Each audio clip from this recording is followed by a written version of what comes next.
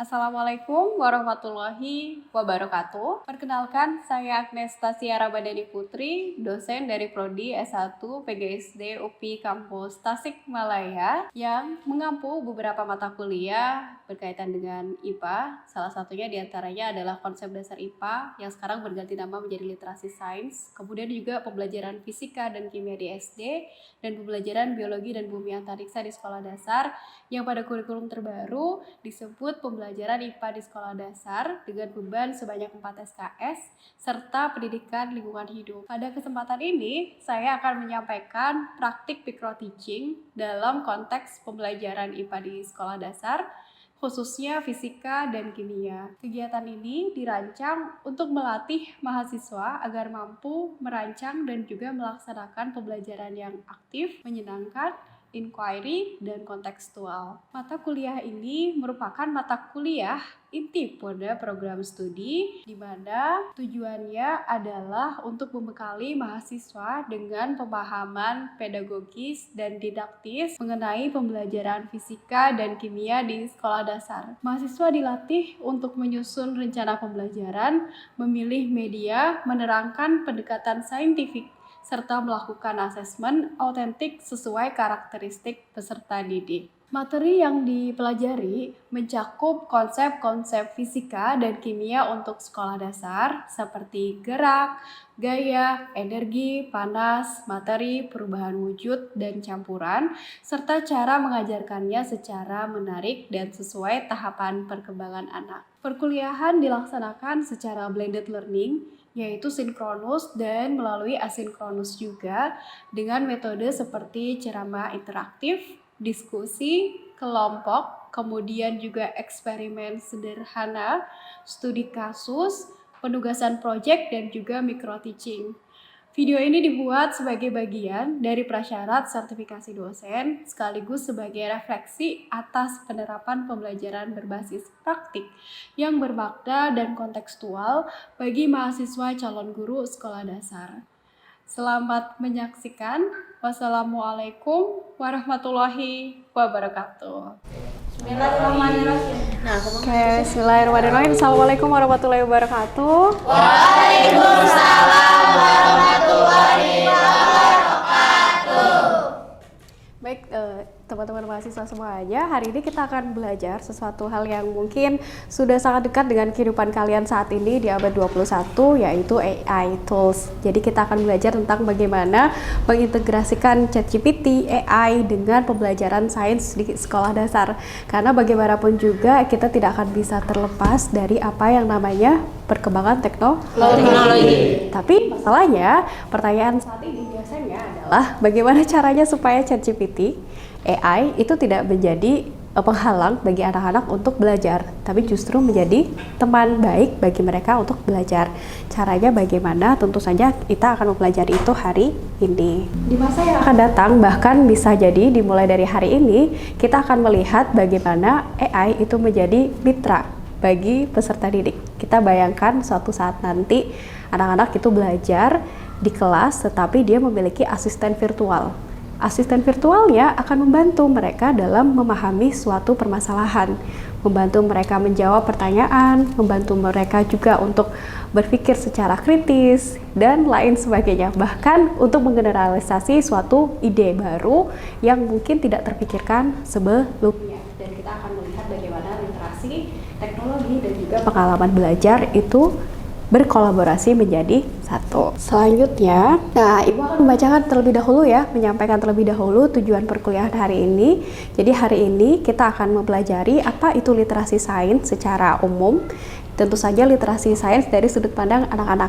Kemudian yang selanjutnya adalah melihat bagaimana teknologi khususnya AI itu bisa kita manfaatkan sebagai calon guru sekolah dasar. Kemudian yang terakhir menciptakan pengalaman belajar yang cerdas dan juga menyenangkan. Karena bagaimanapun juga belajar itu bukan sesuatu hal yang menakutkan harusnya. Harusnya belajar itu adalah sesuatu hal yang menyenangkan bagi peserta didik. Bahkan mahasiswa pun akan senang dengan pembelajaran yang menyenangkan. Sudah tidak musik lagi ya, guru yang killer. Kita tonton dulu. Kalau bikin prom jangan ngerjain orang tua. Gue disuruh adegan ini kayak lu kira angkot? Ini udah sering banget ya seluruh Instagram kalian, buka TikTok, bahkan mungkin status WhatsApp, atau pernah masuk nggak ke grup keluarga? Enggak ya, bahaya ya, bisa ada ayah atau ibu yang lihat terus di-share ke grup keluarga, percaya ada nenek-nenek dipaksa seperti ini. Nah, itu adalah gambaran bagaimana ternyata saat ini teknologi bisa membuat suatu hal yang ada di otak kita itu menjadi realistis. Kalau bikin prom jangan ngerjain orang tua. Gua disuruh adegan ini lu kira angkot? Oke. Orang-orang yang tidak berliterasi mungkin akan menganggap ini adalah suatu hal yang realistis. Bahaya ya, ada nenek-nenek ditaruh di ketinggian 700 meter di atas permukaan laut di helikopter, kemudian disuruh loncat. Syuting film ala-ala Mission Impossible gitu kan ya, Tom Cruise harusnya, jangan nenek-nenek gitu kan. Iya, harusnya TNI. Nah, ini tentu saja kita yang perlu diajarkan bukan lagi menyetop teknologi masuk ke dalam kehidupan anak-anak, tetapi mengajarkan mereka untuk berliterasi. Literasi itu adalah suatu kemampuan yang memang harus dimiliki oleh setiap anak. Supaya apa? Supaya mereka bisa tumbuh bersama dengan teknologi, dan yang kedua bisa membendung informasi, bisa membedakan mana informasi yang hoax, mana informasi yang asli, real, nyata. Menurut kalian literasi itu apa? Literasi sains barangkali secara spesifik, ada yang tahu, ada yang bisa menjawab? Saya izin mencoba menjawab, Bu. Kalau menurut saya, literasi sains itu kemampuan anak dalam memahami dunia, bertanya, dan juga mencari jawaban anak itu sendiri. Oke, tepuk tangan dulu untuk jawab. Betul ya, jadi literasi sains itu adalah suatu kemampuan di mana dia bisa bertanya, tapi juga bisa menemukan jawaban. Kalau kalian pernah nggak bertanya-tanya sendiri? Pernah. Nah, di kamar mandi atau sambil naik motor ya, bertanya-tanya, ini kenapa ya? Atau pernah nggak kepikiran kenapa ya aspal itu keras, kenapa nggak empuk seperti kasur? Kalau untuk anak usia sekolah dasar, kira-kira pertanyaan yang akan muncul seperti apa? Kayak pertanyaan yang mulai dari kehidupan sehari-harinya, Bu, kayak misalkan kalau hujan turun hujan turun itu kenapa gitu, terus kenapa bisa, terus misalkan kalau misalkan secara sederhananya mungkin di lingkungan rumahnya itu bisa juga dari lampu, kalau misalkan lampu itu kenapa bisa nyalanya dari mana gitu. Itu pertanyaan yang spesifik mungkin ya, Bu, di kegiatan rumah gitu. Oke, betul sekali, tepuk tangan dulu untuk menjawab. Iya, banyak sekali pertanyaan. Bahkan mungkin kalau misalnya kalian bertemu dengan anak usia sekolah dasar, setiap hari itu akan kebentuk satu jilid besar pertanyaan-pertanyaan dari anak usia sekolah dasar. Banyak banget pertanyaan mereka. Sesederhana seperti, kenapa ya Bu rambut teh ada yang putih?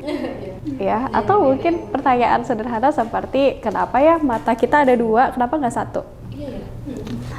Iya ya? Atau pertanyaan seperti, kenapa ya hidung kita itu lubangnya ke bawah? Kenapa? Kalau ke atas nanti kemasukan air. Kalau pas hujan. Kebayang nggak kalau lubang hidung kita ke atas pas bersin gimana? Nah, pertanyaan-pertanyaan sederhana ini adalah salah satu contoh literasi sains di sekolah dasar. Jadi mereka bertanya, kemudian setelah itu mencoba untuk mencari jawaban. Sesederhana itu sebetulnya kemampuan yang kita sebut sebagai literasi sains. Nah, kemudian kenapa harus ada AI dalam pendidikan sains? Yang pertama, AI itu bisa menjawab pertanyaan, bisa jawab apapun yang kalian tanyakan. Serumit misalnya, kapan kiamat?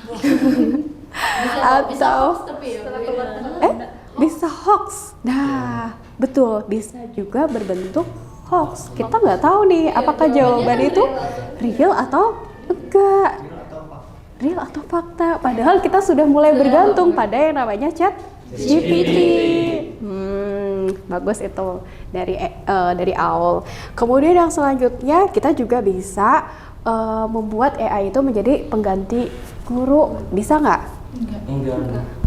Soalnya kalau misalkan AI itu hanya bisa mengetahui informasinya doang, tapi kalau misalkan guru kan pedagogisnya juga beda ya, Bu. Apalagi kalau misalkan nanti ada anak yang memiliki suatu kebutuhan khusus gitu kan, butuh pendampingan dari guru. Beda dengan AI yang hanya bisa memberikan secara informasi bukan secara pendekatan.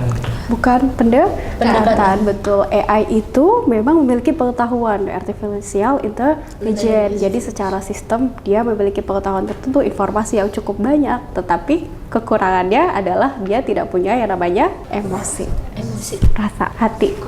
Bisa nggak misalnya kalian di kelas terus pakai AI, pemanfaatannya kira-kira seperti apa kalau di kelas? Kalau aku mah pernah dulu tuh kayak bikin soal sih Bu. Dah. Kayak kan materi gitu kan, soal misal harus kurang gitu, jadi paling bikinin soal. Buatkan soal. Buat atau apa gitu, itu buat tambahannya gitu kan, ada di Ya, buku, cuman kalau kurang betul. bisa tambah pakai AI itu. Biar explore. Betul. Akhirnya AI ditempatkan sebagai seorang asisten virtual. Ya, dia akan membantu kita bikin soal, bikin apalagi modul ajar, bikin materi, kalau materi.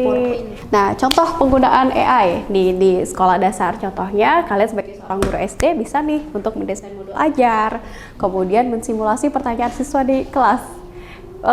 Mungkin kalau kalian sudah ketemu anak SD udah punya gambaran ya, pertanyaan anak SD di kelas tuh kayak apa gitu ya, serandom apa pertanyaan mereka. Iya betul. Iya nggak? Random banget. Random yang parah banget ya. Nah, kalau tingkat 1, tingkat 2 mungkin masih belum punya gambaran itu serandom apa sih pertanyaannya kalau di kelas ya. Itu bisa jadi pembantu mereka, jadi asisten untuk mencari tahu kira-kira. Menjawab pertanyaan. Iya, betul. Menjawab, mencari tahu kira-kira pertanyaan yang akan muncul di kelas itu yang seperti apa. Kemudian juga tadi yang seperti disampaikan oleh Aul ya, mengembangkan lebar kerja, kemudian kuis otomatis misalnya itu kan bisa langsung dibuat di AI. Terus ide eksperimen, apalagi di IPA. IPA itu kan harus punya ide eksperimen ya. Mikir gitu ya, daripada mikir lama-lama mending langsung ketik ChatGPT, kasih saya ide kalau saya mau ngajar tentang misalnya materi pesawat sederhana. Nanti promptnya dimasukkan, kemudian nanti akan muncul berbagai ide eksperimen. Kalian tinggal mencari atau validasi mana nih eksperimen yang akan kalian gunakan. Tahu alat bahan, tata cara bisa dibikin. Deh, betul banget. Sampai ke alat bahan, tata cara, bahkan cara ngomongnya seperti apa, petunjuknya itu sudah muncul. Nah, kemudian di sini kalian akan belajar tentang bagaimana IPA SD, seperti ada materi listrik, ada materi gaya, pesawat sederhana misalnya. Di situ Ibu sudah menyiapkan beberapa media pembelajaran. Di sini ada, kalian tahu media apa ini? Microwave. Bukan microwave ya, beda. Microwave. Terus ini ada yang tahu apa di dalam kotak biru ini? Oh, belum Ibu buka udah tahu ya, hebat banget. Ini mikrometer.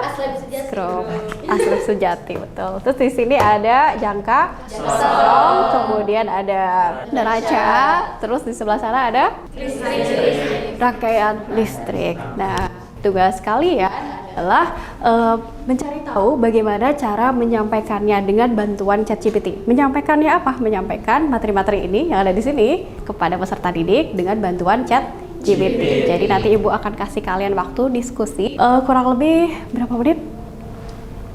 15 menit? Cukup ya untuk berdiskusi.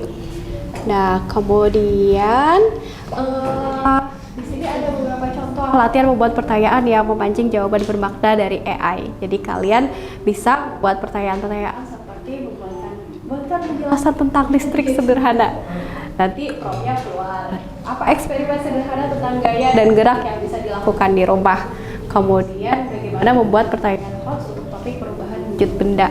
Ibu mau ajak kalian praktik dulu ya. Satu, coba bikin prompt yang memancing jawaban bermakna dari AI. Mulai dari siapa dulu? Yang listrik boleh. Listrik boleh, silakan.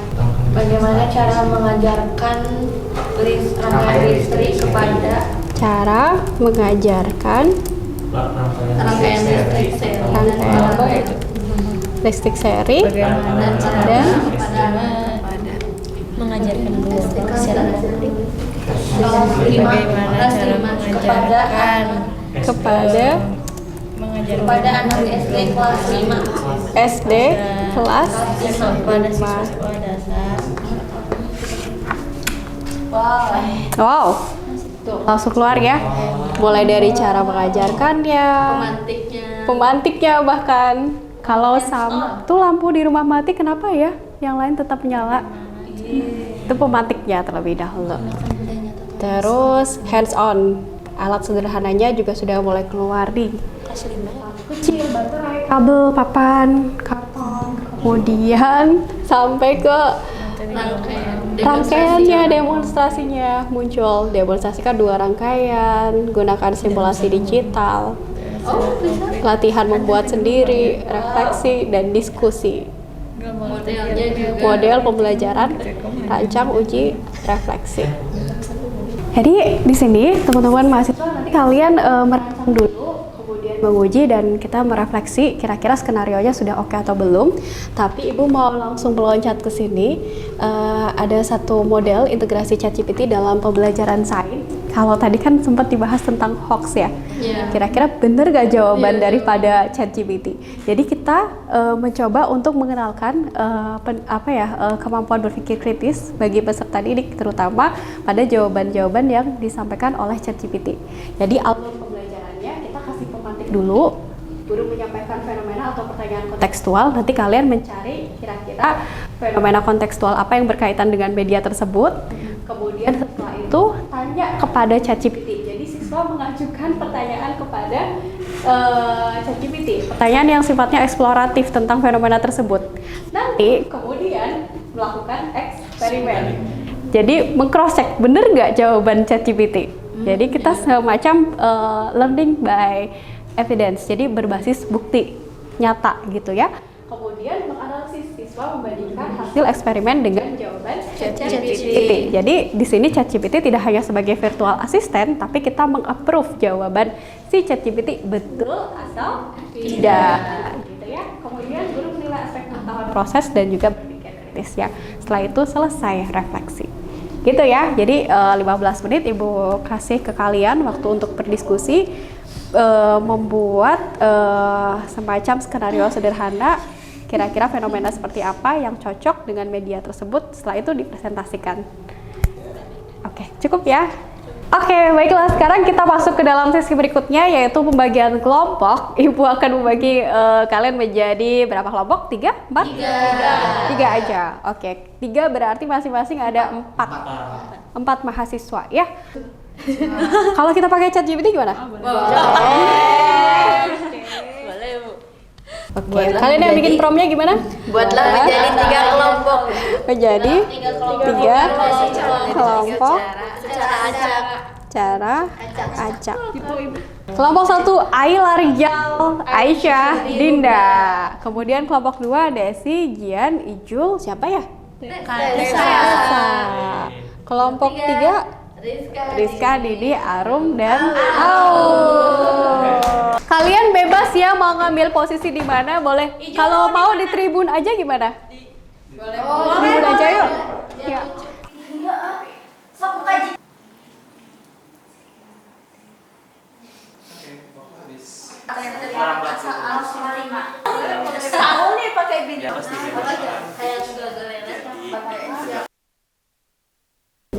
Pemantik.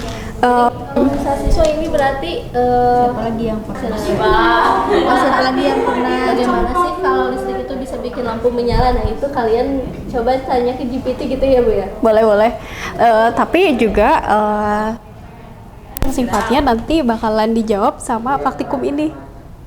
Kan kalau misalnya ibu hamil nggak boleh berdekatan sama microwave, terus nggak boleh itu yang masuk ke dalam apa sih namanya ya? Ibu kok jadi lupa tiba-tiba. Alat yang untuk melihat tulang yang anak-anak. Pertanyaan dari anak-anaknya itu yang ini. Jadi bahwa apakah alat ini bisa digunakan? bisa nggak berat rambut? Nah, oke, coba dipakai rambut siapa? Cabut. Ayo Jian. Yang rontok. Bulu mata juga boleh. Ya, baik teman-teman mahasiswa semuanya, kita sudah sampai pada sesi yang hampir terakhir ya, yaitu sesi menyampaikan hasil diskusi. Sudah siap untuk presentasi? Siap. Oke, baiklah. Nanti mohon disampaikan sesuai dengan apa yang ada di dalam model ini ya. Jadi nanti guru menyampaikan dulu pemantiknya, kemudian bertanya kepada ChatGPT, eksperimen, analisis, penilaian, dan juga refleksi. Kelompok berapa dulu yang akan presentasi? Kelompok tiga. Kita tanya dulu yang meriah. Silakan Aul dan kawan-kawan. Ini pakai ChatGPT yang ada di ibu aja nggak apa-apa ya?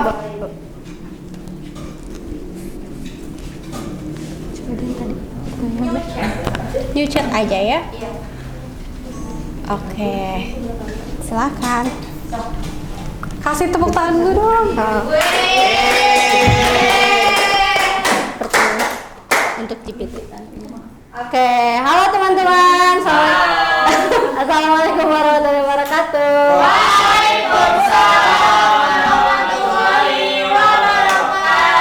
Oke, di sini kita akan mendemonstrasikan ya. Tadi sudah diberikan tugas oleh Ibu.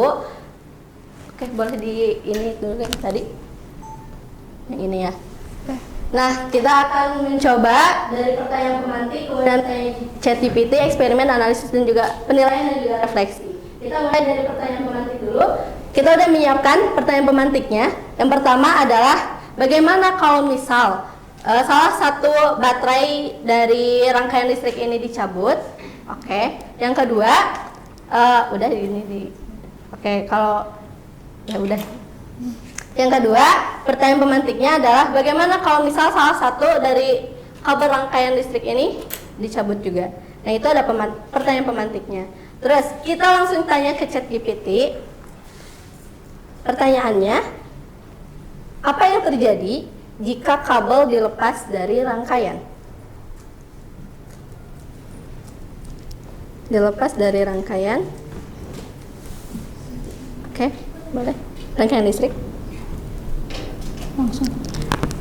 Oh, berarti ini mah dari kit, dilepas dari kit rangkaian listrik. Udah.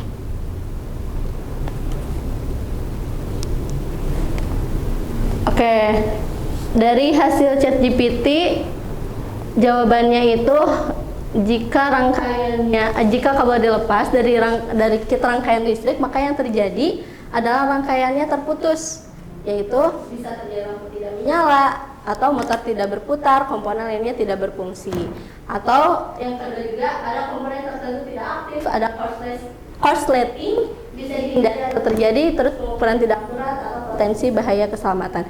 Kayaknya yang lebih cocok itu yang poin 1 ya. Yang pertama itu rangkaiannya terputus, lampu tidak menyala, motor tidak berputar, atau komponen lainnya tidak berfungsi. Oke, kita langsung eksperimen ya. Ya, Oke. Boleh di bawah aja? Boleh, silakan. Di bawah aja, biar enak kan. Nah, kita sudah menyiapkan rangkaian seri ya teman-teman yang ini. Rangkaian seri ini juga bisa kita sebut sebagai rangkaian berurutan. Ya, yang pertama dari pertanyaan pemantik kita itu adalah bagaimana jika salah satu baterai dari rangkaian listrik ini dicabut? Tadi sebelumnya nyala ya, kita liatin dulu. Sebelumnya kalau misal 2 baterai gimana, terus nanti 1 baterai gimana? Oh, kita yang ngitung dulu, yang itu dulu deh. Nah, kalau misal salah satu rangkaian kabelnya dicabut, apa yang terjadi? Sesuai gak sama yang hasil ChatGPT? Oke, berarti koheren ya. Koheren sama eksperimen sama hasil ChatGPT. Yang kedua boleh ini dulu ke ChatGPT. Bagaimana kalau misal baterai rangkaian listrik dicabut salah satu? Kit.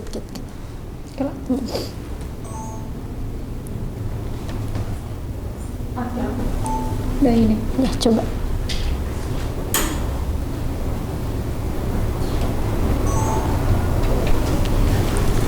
Jawaban ChatGPT, kalau baterai tersambung secara serinya, karena ini seri ya, kita ambil yang atas.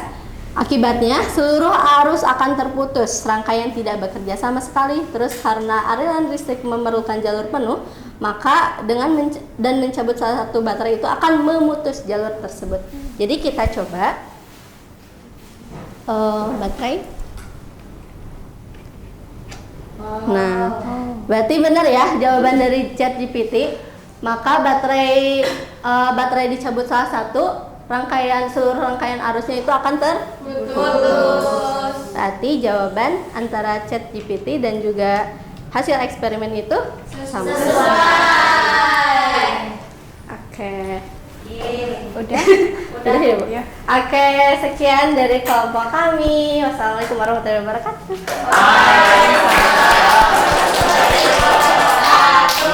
Oke, itu tadi terima kasih banyak ya.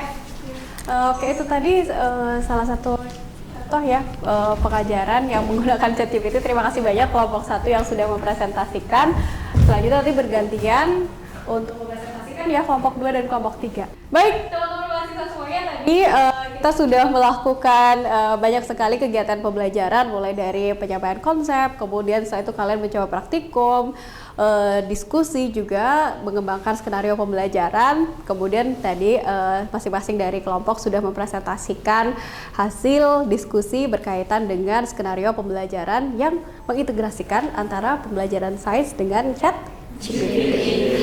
Sekarang yang paling kita tunggu adalah kesimpulan. Ibu ingin mendengar kesimpulan akhir dari salah satu perwakilan mahasiswa ya, barangkali ya. Ada yang mau menjadi perwakilan? Silakan.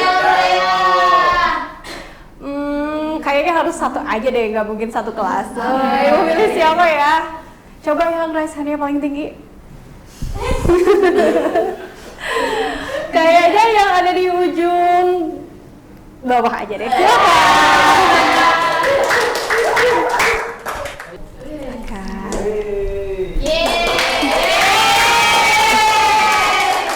Baik, mungkin Ibu sebelumnya izin menyampaikan kesimpulan pada pembelajaran hari ini. Tadi juga sudah diajarkan ya bagaimana cara mengintegrasikan media AI atau ChatGPT dalam pembelajaran yang akan dilaksanakan. Jadi tadi sudah dijelaskan bahwa ada pengintegrasian AI tools ini yang pertama bisa dilakukan dalam dunia literasi, teknologi, dan akan disambungkan dengan pengalaman belajar itu sendiri. Nah, adapun mungkin untuk pengintegrasiannya sendiri itu yang pertama diawali dengan pemantik, di mana guru menyampaikan fenomena atau pertanyaan secara kontekstual. Yang kedua bisa dilakukan dengan cara menanyakan kepada fitur AI atau ChatGPT, yakni siswa mengajukan pertanyaan eksploratif kepada ChatGPT. Kemudian dilanjut kepada tadi sesuai dengan yang sudah dijelaskan bahwa akan dilaksanakan secara eksperimen, yakni siswa melakukan percobaan secara sederhana yang dimana nanti akan divalidasi kepada ChatGPT tadi yang sudah ditanyakan. Lalu nanti siswa akan diajak untuk menganalisis, di mana analisis ini itu untuk berfungsi sebagai membandingkan hasil eksperimen dengan jawaban ChatGPT yang tadi sudah ditanyakan. Lalu selanjutnya ke tahap penilaian, di mana guru menilai aspek pengetahuan serta proses dalam berpikir kritis kita. Kemudian yang terakhir dilanjutkan dengan kegiatan refleksi. Mungkin sekian dari saya. Terima kasih. Ya, baik, terima kasih banyak Rijal yang sudah menyampaikan kesimpulan dari perkuliahan hari ini. Jadi kesimpulannya adalah AI itu rival kita atau bukan? Sahabat Ya. asisten, betul. Bagi seorang guru, AI adalah asisten. Dalam pembelajaran IPA bisa nggak dimanfaatkan AI itu? Bisa banget. Bahkan bisa memudahkan guru dalam merancang pembelajaran. Pada saat pembelajaran bisa nggak AI dipakai? Bisa ya. Biasanya kita kan belajar kalau AI itu hanya untuk perencanaan saja, tapi ternyata AI itu juga bisa dipakai dalam proses belajar itu sendiri. Baiklah, terima kasih teman-teman mahasiswa semuanya. Ibu harapkan kalian bisa terus berprogres, terus belajar, terus bertumbuh bersamaan dengan perubahan yang terjadi, perubahan teknologi atau perubahan keilmuan apapun. Kalian bisa terus beriringan, berjalan bersama, dan tetap menjadi seorang guru yang sejati. Guru sejati itu apa? Guru yang terus belajar, tidak lelah tanpa Henti. Terima kasih, saya akhiri. Wabillahi taufiq wal hidayah. Wassalamualaikum warahmatullahi wabarakatuh. Waalaikumsalam warahmatullahi wabarakatuh.